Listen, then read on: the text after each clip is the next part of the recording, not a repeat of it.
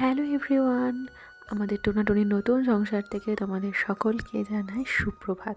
সবারই দিনটা খুব ভালো যাক। তো আজকে সকাল সকাল ঘুম থেকে উঠে সবার আগে করে নিয়েছিলাম ব্রাশ, আর তারপরেই ঘরের সমস্ত দরজা জানালা খুলে দিয়েছিলাম। আর এরপরে আমার যে রেগুলার রুটিন, সকালবেলায় গরম জলের উঠে এক গ্লাস গরম জল করে খেয়ে নিয়েছিলাম। তারপরে আমার হাজব্যান্ড দিয়েছিল জিও মার্টে কিছু ঘরের সামগ্রী অর্ডার, তো সেগুলো টুকিটাকি জিনিস চলে এসেছিলো। এরপরে আমি বানিয়ে নিয়েছিলাম 1 কাপ চা, আর তারপরে চলে এসেছিলাম রান্নাঘরে। কী রান্না করেছে সেটা দেখার জন্য, আর কি সবজিপাতি রয়েছে সেটা দেখছিলাম। ইতিমধ্যেই আমার হাজব্যান্ডও চলে গেছিলো বাজারে, আরও বাজারে গিয়ে আজকে নিয়ে এসেছিলো মাছ। তাই আজকে হয়েছিল মাছের ঝোল।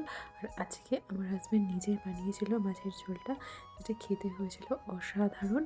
আর পুরো রান্নাটাও একা একা নিজের মতন করেই করেছিল। আমি শুধু পাশে একটু বলে দিয়েছিলাম। তারপরে আমরা রান্নাবান্না করে খাওয়া দাওয়া করে একটু রেস্ট করে সন্ধ্যেবেলায় আমি একটু সেজেগুজে রেডি হয়ে নিয়েছিলাম একটু বেরোনোর জন্য। এখানে এসেছি অনেক রাতের হয়ে গেছিলো, বেরোনো হয়নি ঘরের বাইরে কোথাও।